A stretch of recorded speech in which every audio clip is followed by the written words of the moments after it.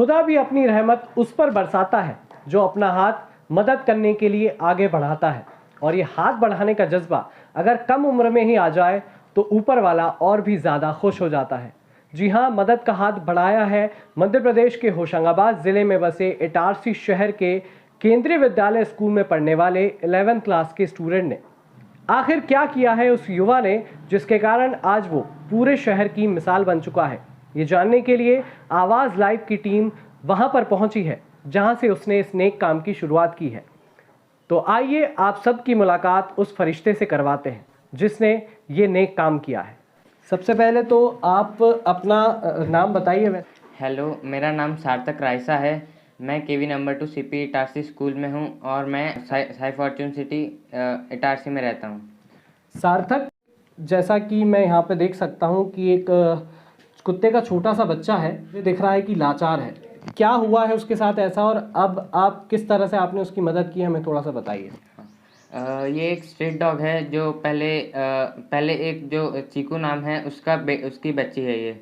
तो फिर वो इधर ही घूमती रहती थी एंड एक दिन वो मेरे घर आ गई, रोज़ इधर ही रहती थी।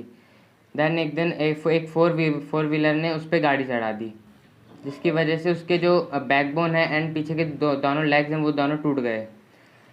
फिर किसी को भी देख के उसको अच्छा नहीं लग रहा था, इसलिए मैंने सोचा कि उसके लिए एक व्हील चेयर बना दूँ। तो ये एक्सीडेंट उसका कब हुआ था? उसका अभी ये दिसंबर में ही हुआ था, कुछ दिन पहले ही।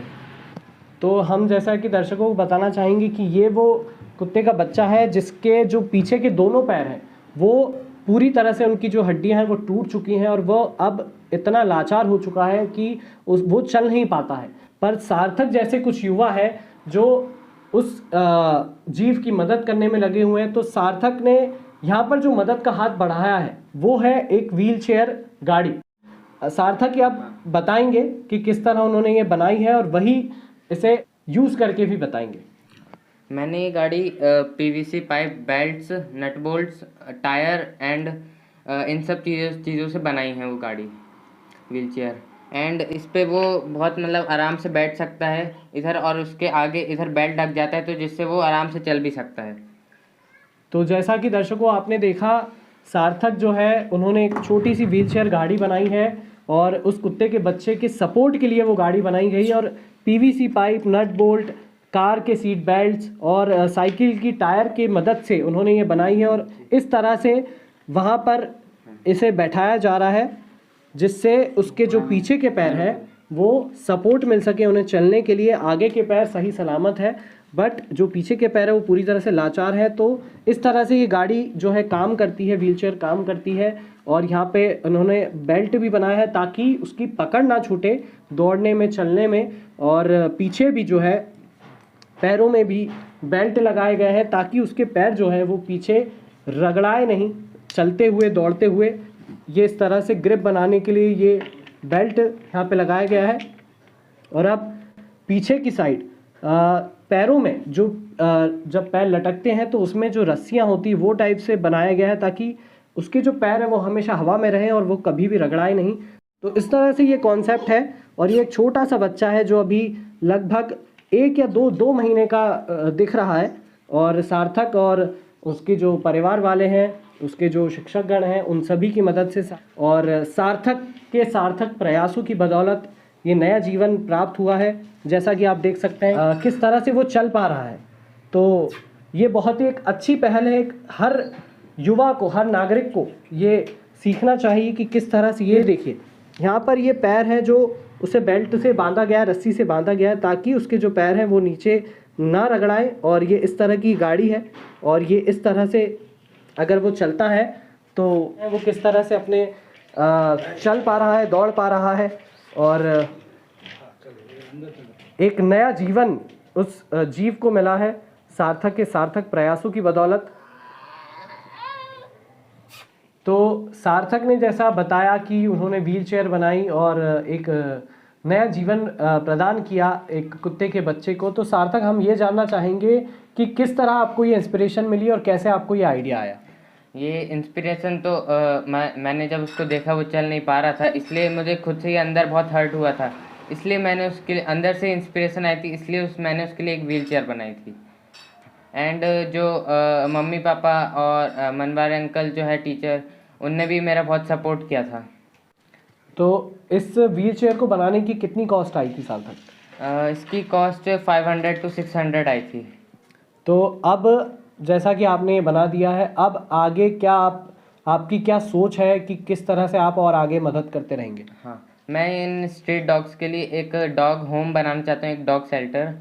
तो ये थे हमारे साथ सार्थक राइसा, जिन्होंने इतनी कम उम्र में 11th क्लास में है ये, और इस उम्र में इतना जज्बा, इतना दिल इनका बड़ा है कि इन्होंने एक नए जीव को जीवन प्रदान किया है।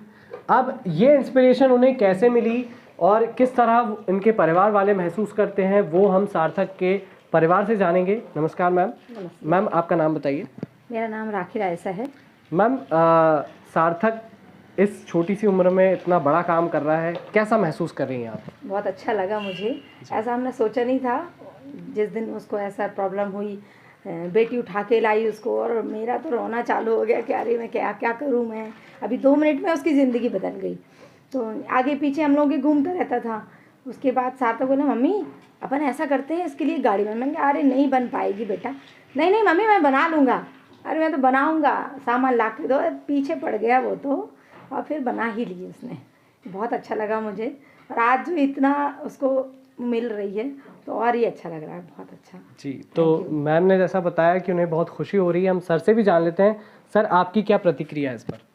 बहुत अच्छा लग रहा है, जैसा कि इन्होंने बताया, हमें बहुत गर्व महसूस हो रहा है कि उन्होंने कुछ अच्छा किया।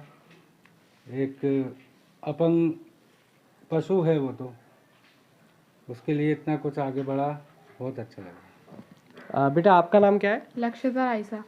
आप सार्थक की छोटी सिस्टर हैं, तो आपको कैसा फील हो रहा है आपके बड़े भाई ने इस तरह का काम किया है? मुझे भी बहुत अच्छा लग रहा है कि मेरे बड़े भाई ने ऐसा किया। बहुत गर्व महसूस हो रहा है जी।